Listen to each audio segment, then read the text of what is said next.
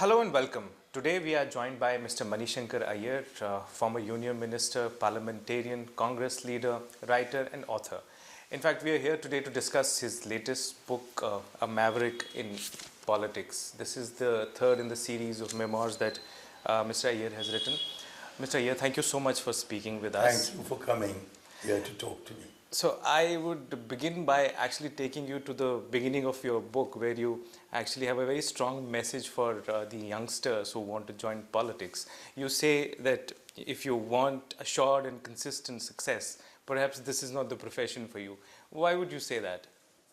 I say it because a lot of youngsters, intrigued by my having had 26 years in government service, in probably the premier service of the government, the Foreign Service, switch to politics, and that intrigues them.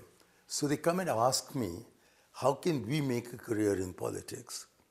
And my first advice to them is, please have a career where you build up personal capital. Because if you don't do that, then you'll be obliged to make a commerce of politics. The second piece of advice I give them is that if you want to be more successful tomorrow than you were yesterday, politics is not for you. Because there is no straight upward trajectory in politics as there is in most other professions, except perhaps speculative businesses, where ups and downs take place. In politics, it is inherent that the minute you reach the summit is when your journey to the valley floor begins. And the minute you hit the valley floor is when your climb to the summit begins. So unless you are prepared to accept a life of repeated success and repeated failure, unless you're prepared to accept volatility in your life, politics is not for you. So you describe your life as a parliamentarian in great detail. You know, when you were this young parliamentarian, you thought that going out there and changing things and doing a lot of development will sort of make you very popular. And then that instance of Mr. I.K. Gujral's telling your wife that this is not how elections are won. Would you like to narrate that? Yeah, sure. Like most armchair critics, I also felt that politicians waste too much time on politics and that what they should be doing is serving their people in the constituency. So when I found myself elected as an MP in 1991, I dedicated myself to the development of my constituency. And to do that, I succeeded in getting the CII, that is the Confederation of Indian Industry, to undertake a survey of my economy, of my constituency, to see which are the fields in which we could promote economic development. And we worked out a number of fields. They ranged from aquaculture, that is the cultivation of things like shrimps and prawns on land, to handicrafts and handlooms, which the constituency already had, as well as its agricultural produce, trying to get them processed. So it was a very scientific study. And it was the whole report. I got none other than the finance minister, Dr. Manmohan Singh, to travel all the way to an extremely rural area of my rural constituency, Pumpuhar, which is famed in Tamil literature, to release the book. And for that purpose, I asked several industrialists to come, some of whom did. Remember, Anand Mahindra was there. And I thought, and Manmohan Singh was full of praise, saying this is how a constituency should be developed. A scientifically prepared development plan, and then bringing in the private and the public sector to see how it can be developed. What he hadn't seen and what I had not envisaged was that if aquaculture, which was going to be, that means on-land shrimp farming, was going to be the motor for developing the backward coastal area of my constituency, the firms would be acquiring land. Now, because land at the edge where the sea hits the coast is generally very saline, it is not much use for agriculture. So nobody had thought of enclosing them. So encroachment was absolutely normal and had gone on for 5,000 years or more. Suddenly these private firms came and started enclosing the land that they had purchased. And I was very lucky, I thought, that about 10 of the biggest names in Indian industry, it included the Goenkas, it included Birlas, it included DCM, they came and purchased this land. But the minute they purchased the land, they enclosed it. The minute they enclosed it, the local fishermen who had to move their residences when the tide came in and then go back, have a lot of land when the tide went out, they found that they were prevented from their normal existence. So they started agitating. And when they agitated, the firms, the private firms, brought in guards. And when this happened, the Gurkha guards asked for dogs. Now, the only dogs you get in Mailaduthurai are pie dogs. So they'd never seen Alsatians. And when the Alsatians came in, the rumor spread in the constituency that the MP is bringing wolves into our area.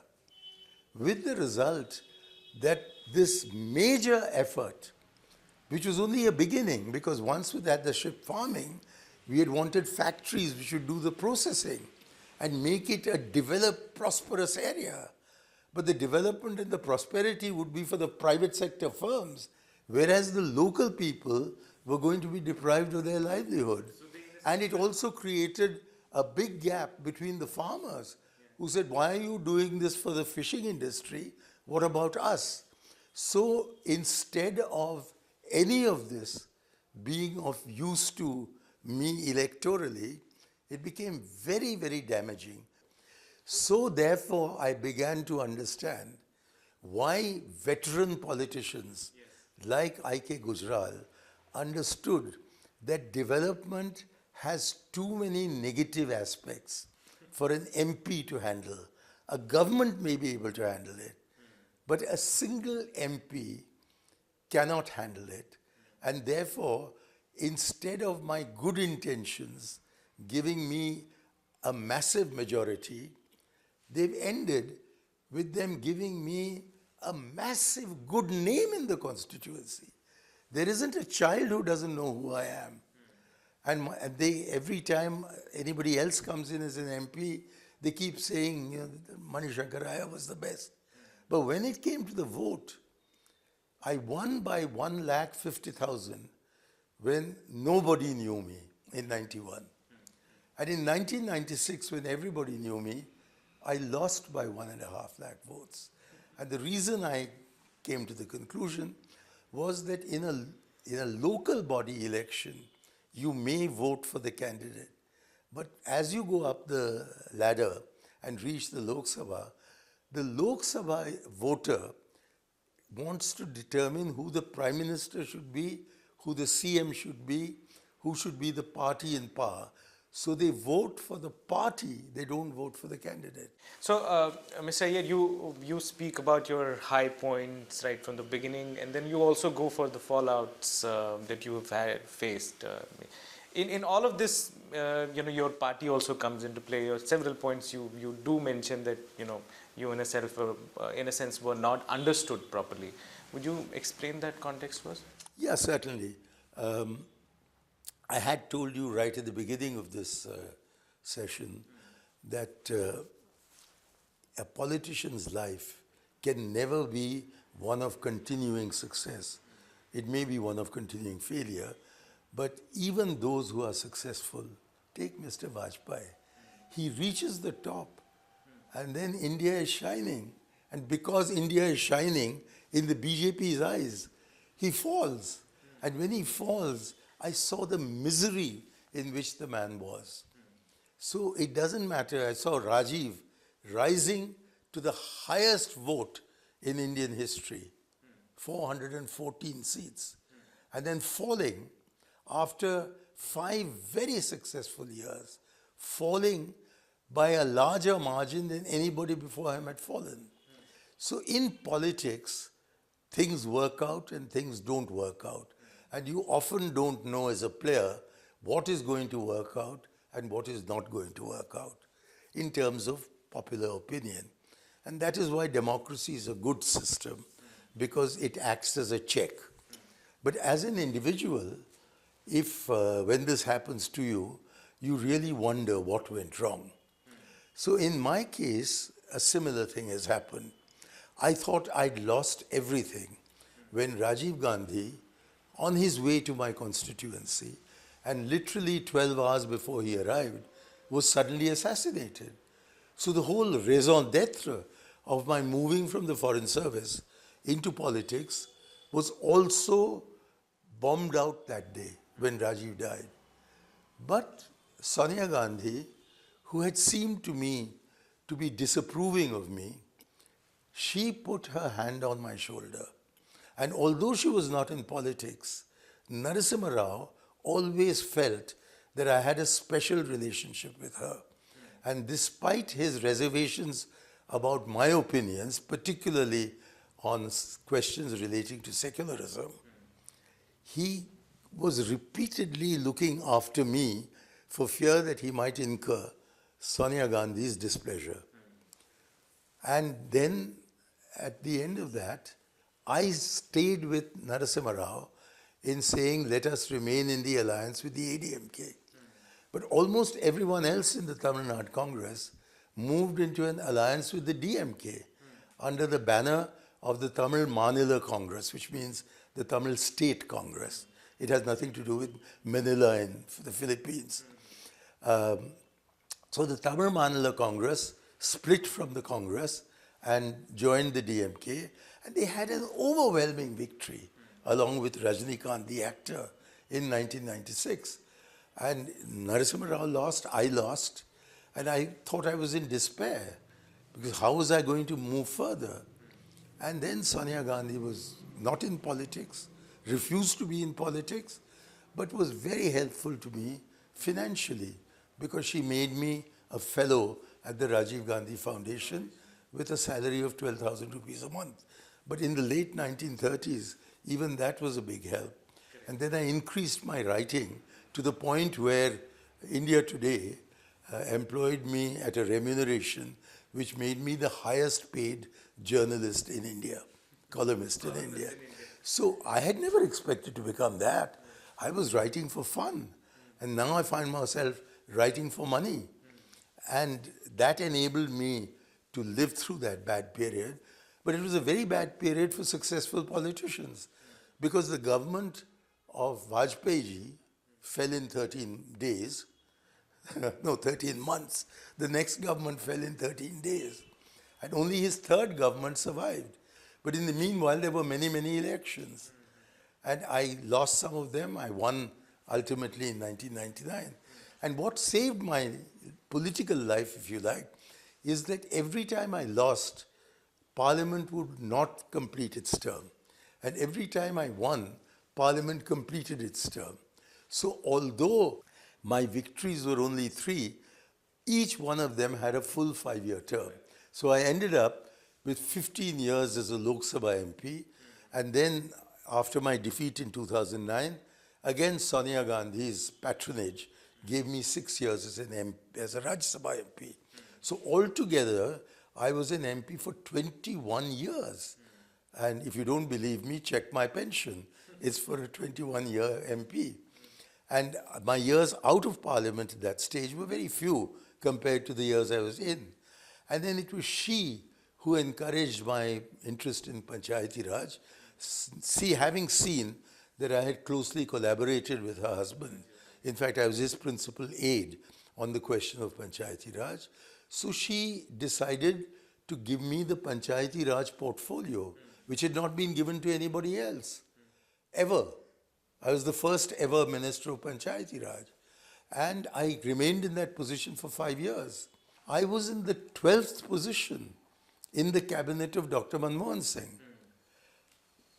And I didn't realize that I'd already plateaued.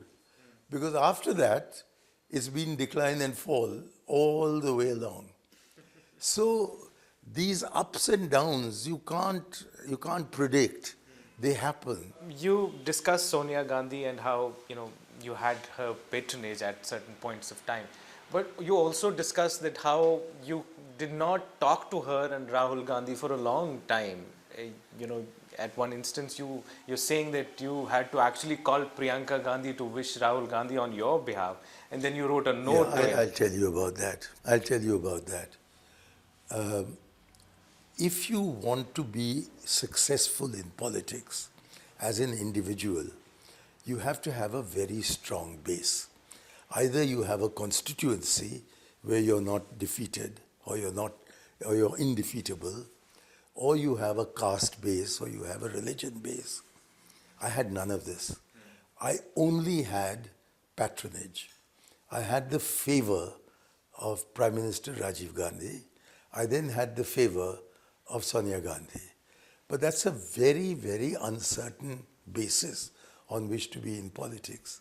So when Sonia Gandhi got angry with me in 2010, I'll come to the reason why in a minute, that patronage got withdrawn, and yet not completely withdrawn, because at a personal level, I think she continued to have some affection for me.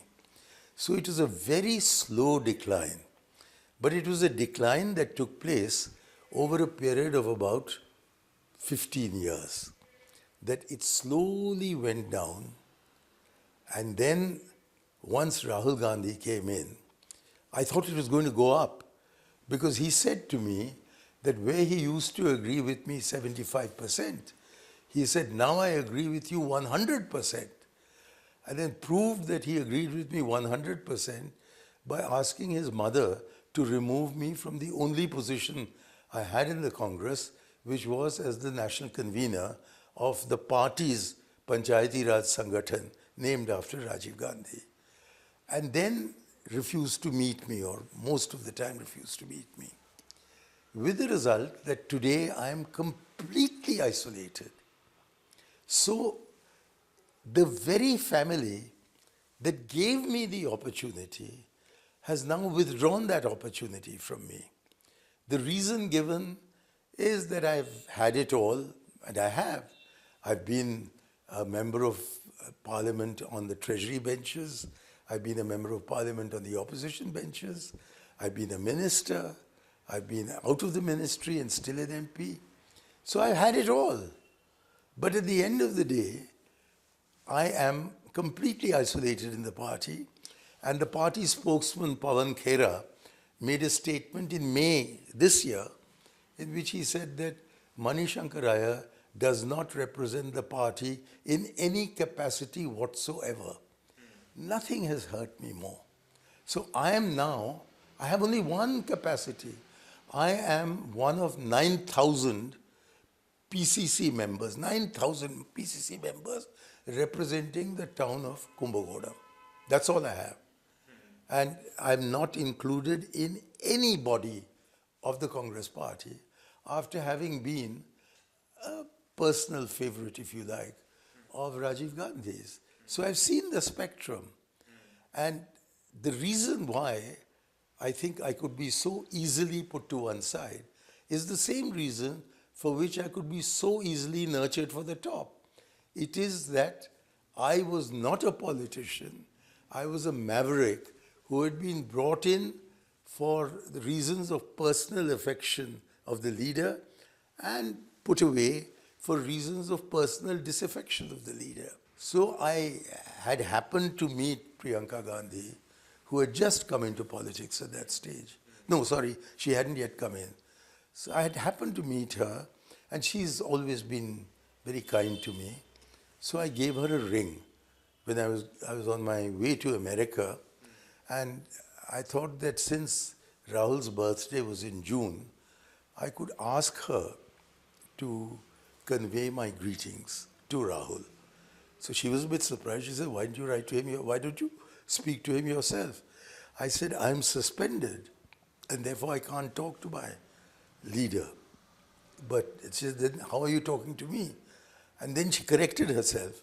She said, oh, because I'm not in politics. So I said, yeah. And she said, well, all right, in that case, you write to him and send it to me, and I will pass it on to him. So we were going to see my daughter in America. So we took a Qatar Airways airline. And on the way to Doha, I wrote out a letter to, well, it was an excuse, birthday greetings in the first paragraph, and then asking the questions about my own position in the party. And I showed it to Sunit, my wife, at Doha airport, and she got infuriated. She says, why are you demeaning yourself like this? Why are you begging for what is your right? Don't you see that he's 30 years younger than you? How can you possibly make such a humiliation of yourself? So I said, all right, I'll change the draft. So on the flight between Doha and Boston, I rewrote my letter of greeting and showed it to her. And she said, don't you have any self-respect? So I said, all right. And I tore up the second draft. Then I wrote the third draft in Boston. And she said she wouldn't even see it. So I sent it off as it was. But I never got an acknowledgement. However, in August that year, one of his aides called K. Raju came to see me in this very room and said to me that a decision has been taken to suspend your suspension on Rajiv Gandhi's birthday. But 2 days before that, a notice was issued, and my first information that I was back in the Congress was when I saw Rajdeep Sardesai showing that notice from the AICC on television. And after that, I've had one long session with Rahul, but for 10 years, I was not given an opportunity of meeting Sonia Gandhi one-on-one. I was not given an opportunity except once of spending any meaningful time with Rahul Gandhi, and I have not spent time with Priyanka except on one occasion, no, 2 occasions, and she comes on the phone to me. So I'm in touch with them. So the irony of my life is that my political career was made by the Gandhis and unmade by the Gandhis. And I take it that this is what happens. And the reason they've advanced, and one that I'm unable to accept, is that I'm too old. Well, in age terms, I am 84, and I was 44 when I joined Rajiv Gandhi. So 40 years have passed of grace, and now of disgrace, if it's disgrace. But it's not. I've got used to being out of the party. I'm still a member of the party. I'll never shift. I never will shift. And I'll certainly not go to the BJP. But these things happen, and one has to learn to take them in one's stride. Since you spoke about Sonia Gandhi, there's this interesting comment that you make about when you went to meet Sonia Gandhi and greeted her on Christmas, and then she replied back and said, I'm not a Christian. Yeah. Were you taken aback? Of course I was, as I've said in the book. Because it so happened, it's an old story. In 1992, Parliament, both the Lok Sabha and the Rajya Sabha, passed Rajiv Gandhi's constitution amendments on the 23rd of December. So when I went to give her the good news that Rajiv's dream had been realized, I thought since it's 2 days before Christmas, I would greet you on the 23rd, and although you're a Muslim, I would still say Merry Christmas to you, as I would to a Hindu. So I said to her, as I was walking out, I said, and ma'am, Merry Christmas. And she says, I'm not a Christian. So it's naturally, I was completely taken aback. But I think she does not see herself as a Christian. Like I don't see myself as belonging to any particular religion. I'm a non-believer. And I'm quite ready to say that. But being a non-believer does not mean I disrespect religions. What it means is that I respect all religions. But I respect all religions equally. Since we're talking about this, I would like to take you back towards the Babri Masjid, time when that entire issue was happening. So Mr. Rao was the Prime Minister, and you do mention that his utterance that he believed in sadhus and sants would save him from the situation. It's not that he believed in them. It is that in finding a solution in the period from June 1991, when he became Prime Minister, to December 1992, when the Babri Masjid was destroyed, he thought he could find a solution by talking to Advani ji and the others in the BJP, on whom he was dependent for his political survival. Because the BJP was being neutral.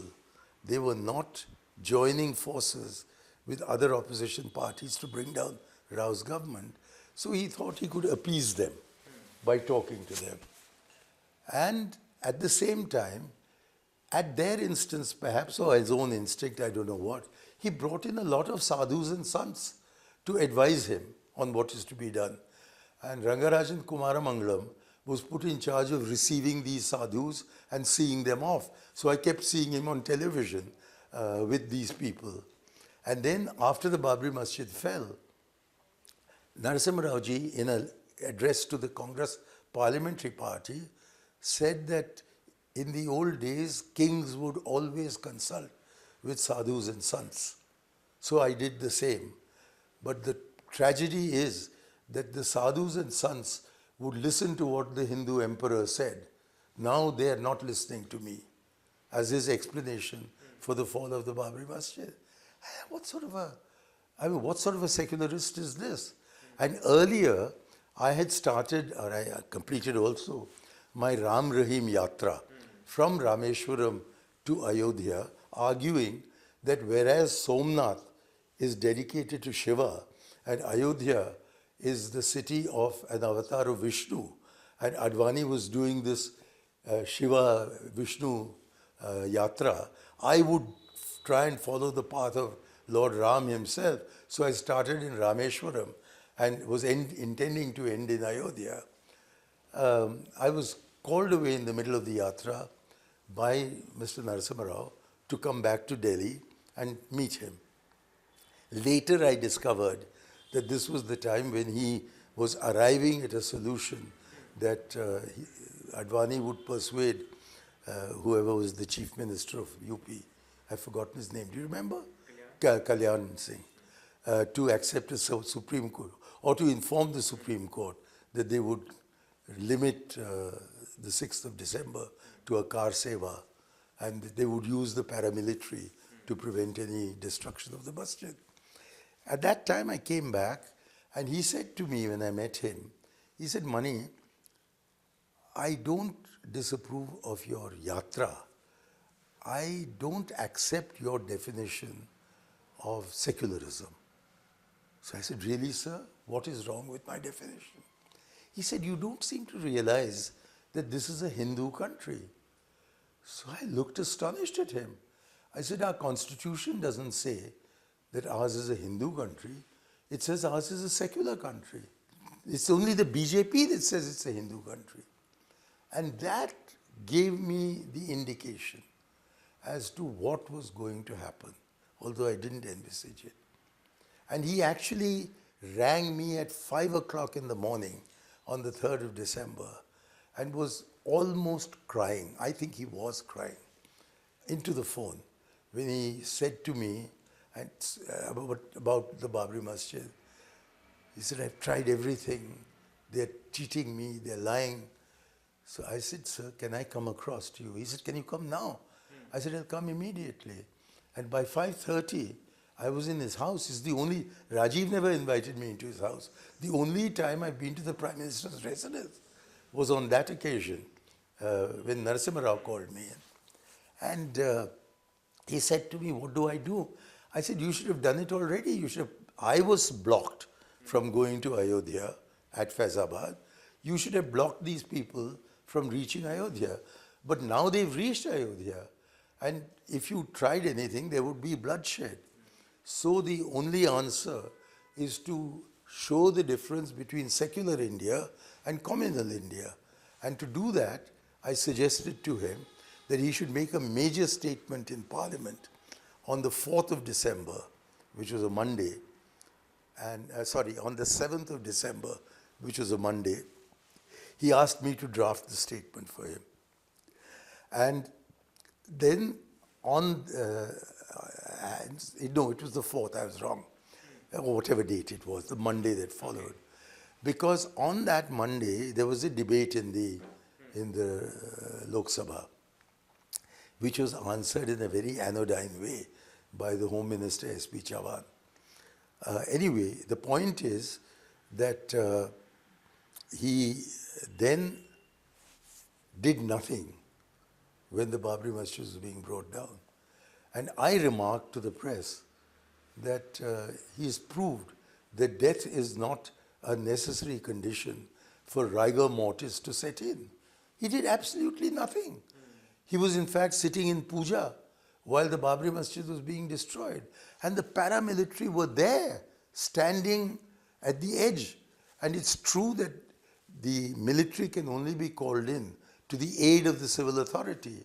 But the civil authority, having violated its pledge to the Supreme Court, President's rule should have been imposed as soon as the first lot came in, so that the paramilitary could be ordered to move into the Babri Masjid complex and save that complex, instead of which he sat and did puja. Now, he took action subsequently, but he didn't do it at the critical moment. And a Prime Minister is judged by what he does or does not do at the critical moment. Correct. You also, towards the later part of the book, you also say that in 2012 you felt that Pranab Mukherjee should have been the Prime Minister and Dr. Manmohan Singh should have been elevated as the President of India. Why do you think that? In 2012, we had two disasters taking place. One was that Sonia Ji herself fell very ill. And Dr. Manmohan Singh had 6 bypasses.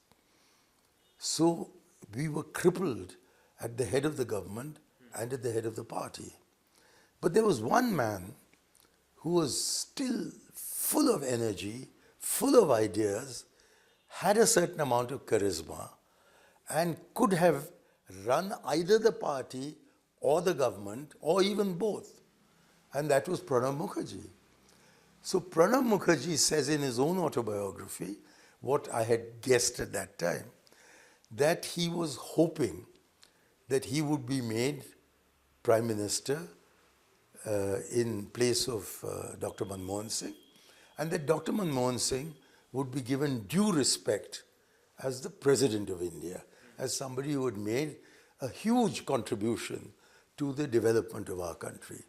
And if that had happened, if Dr. Manmohan Singh had become President and Pranab had become the Prime Minister, I still think we would have lost in 2014, but not by this massive, humiliating defeat that we actually had, where we fell to 44 seats. I mean, a party that had been at 414 in 1984 December had fallen by 2014 to 44 seats. And that is because there was no governance in 2013. Everyone was recovering from illness.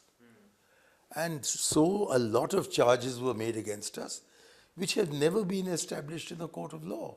Even on 2G, where both Raja and Kanimuri spent a full year under detention in Tihar jail, nothing has come out, nothing has been proved. Similarly, nothing has been proved against Ashwin Kumar, nothing has been proved against Pawan Bansal. But our government somehow did not seem to be in power. It didn't seem to be able to influence the dialogue. Why do you think... So I think Pranab would have provided governance, and that even if that governance was not enough to save us, at least we wouldn't have been reduced to 44 seats. We may have been reduced to 140 seats.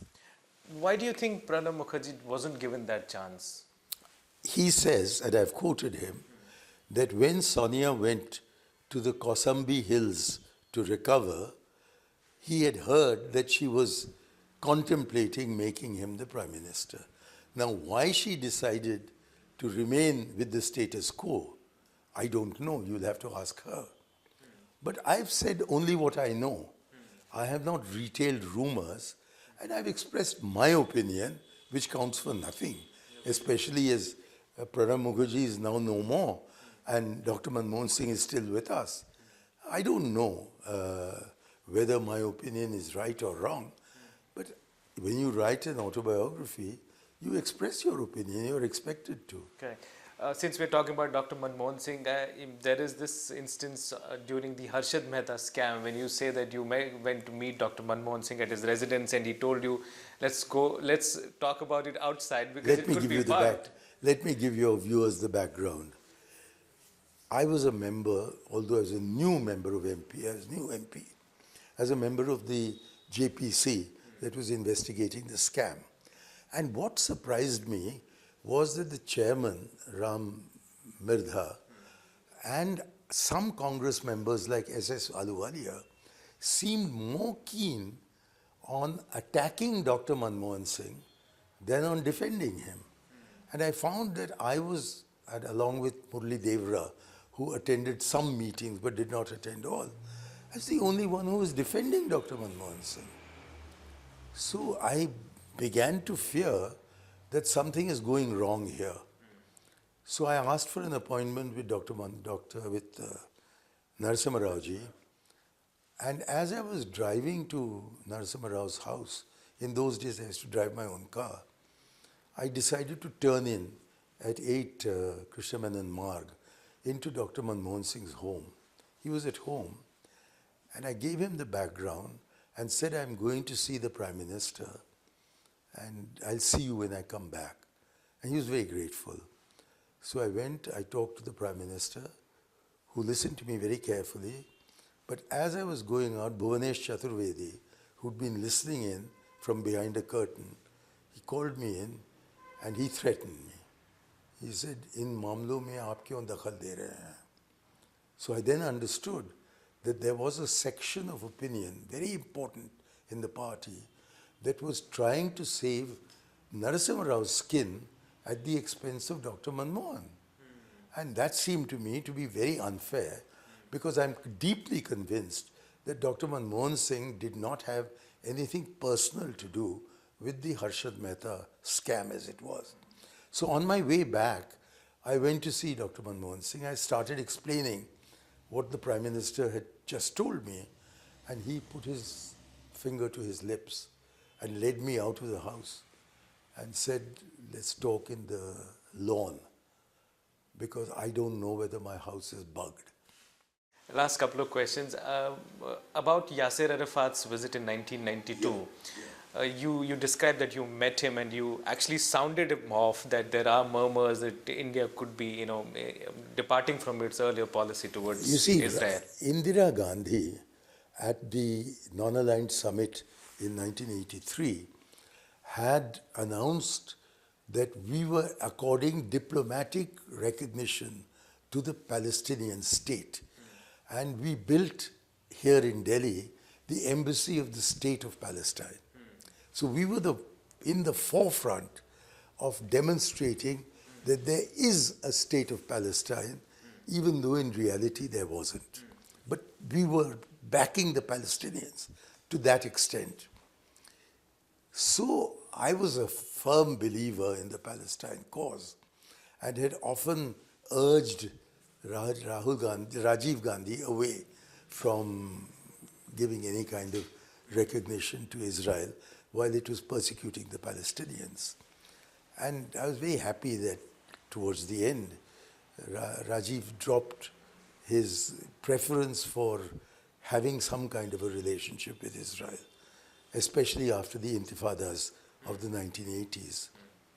So in the meanwhile, Yasser Arafat had built up a very close friendship with Rajiv Gandhi.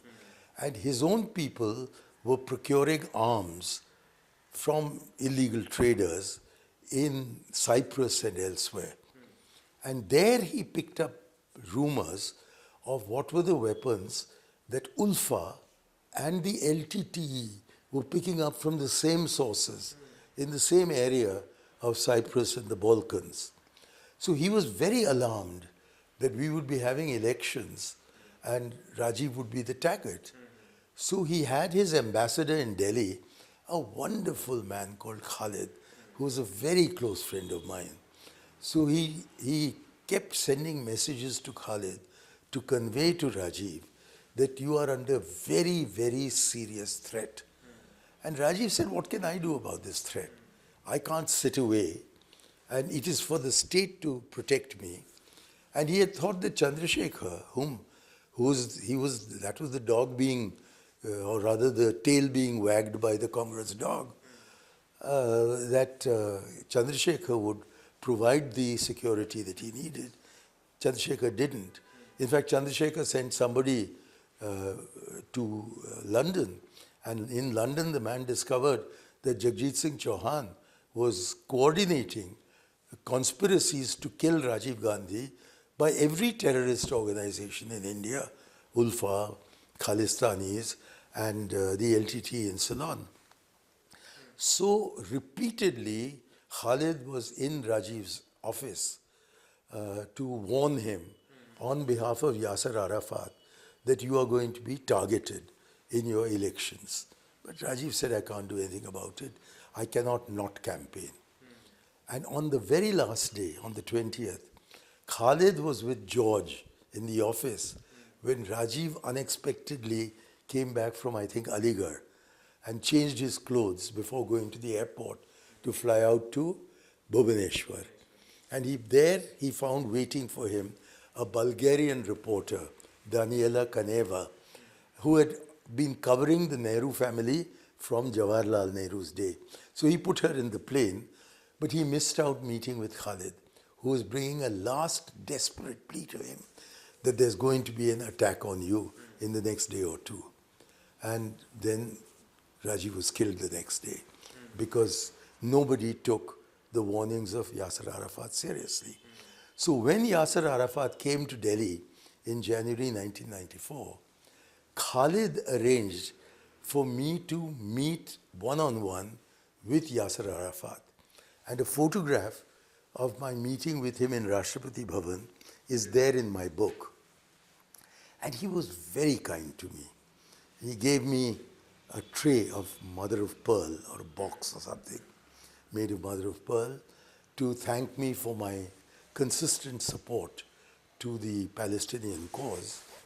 And I thought this was the opportunity to share with him an apprehension I heard. I said to him, there are rumors in Delhi that Narasimha Rao is going to give diplomatic recognition to Israel, and you're the only one who can stop it. He smiled a wan smile, but didn't say anything. And next day, I was really upset to see Yasser Arafat sitting next to Narasimha Rao as Narasimha Rao announces the upgrading of our relationship with Israel to full diplomatic level. And I've often wondered why that happened. And the conclusion I've come to is that Yasser Arafat and Narasimha Rao, but not ordinary people like me, knew that the Oslo Accord was about to be concluded in Norway, and that Yasser was depending on that much more than on the talks that were officially taking place in Madrid and later in Washington. And therefore, I think Yasser Arafat thought that after the Oslo Accord, we will return to Palestine. At any rate, we'll return to Gaza and set up the Palestine National Authority. And then there are many other steps to be taken. And if India has a diplomatic relationship with Israel, then they could perhaps help us in the process of persuading the Israelis to behave in a civilized manner. It was a wrong assumption to make, because the Israelis had no intention, at any rate the Israeli establishment had no intention of giving anything more than Panchayati Raj to the Gaza Strip. on that note, the last bit of information that we would want from you, you did in a lot of instances have spoken about what are the things that Congress should do now, like in this current context. So, what do you think the way forward for Congress should be? I've said it in the book, and I've said it in a large number of columns. I've also said it in a few interviews where the interviewers asked me the same question you're asking me now. I am convinced that where in Pachmadi in 1996, we said that the Congress is the natural party of governance. In fact, it was a phrase that I had introduced into the resolution, that we are no longer the natural party of governance. In fact, we've become the natural party of the opposition.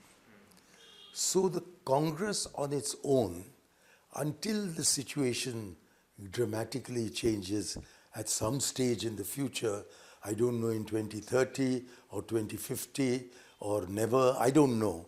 But until the current political situation changes, the Congress on its own cannot hope to be the natural party of governance in opposition to the BJP.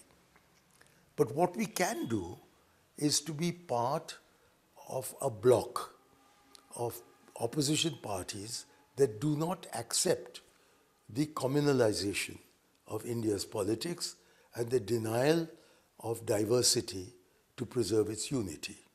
That we do not accept that unity in India can come about through uniformity, which is the BJP plank. In these circumstances, I think the Congress, I've said this before, should stoop to conquer. And how should it stoop to conquer? By accepting to be part of an anti-BJP alliance, which becomes an anti-BJP coalition government. But for that, in my opinion, there are two conditions necessary. One is that the Congress should not aspire to the leadership of the alliance, at least while we are in opposition. And secondly, it should give equal respect to everyone in the opposition bloc and not allow controversies to develop with them over local issues. Maybe that's asking for the moon. And I was therefore delighted when the India Alliance came into existence, because that's exactly what I had advocated. But the India bloc has not been converted. It almost succeeded in the 2024 Lok Sabha election, when we came only 10 seats behind the BJP, only 10 seats. If we had consolidated the alliance better than we did, then we would have been, as a bloc, the single biggest party in parliament. We could have changed history or reversed history within 10 years of the BJP coming in. On that note, sir, thank you so much. It was a pleasure having this conversation with you. Thank you, Siraj. Thank you very much.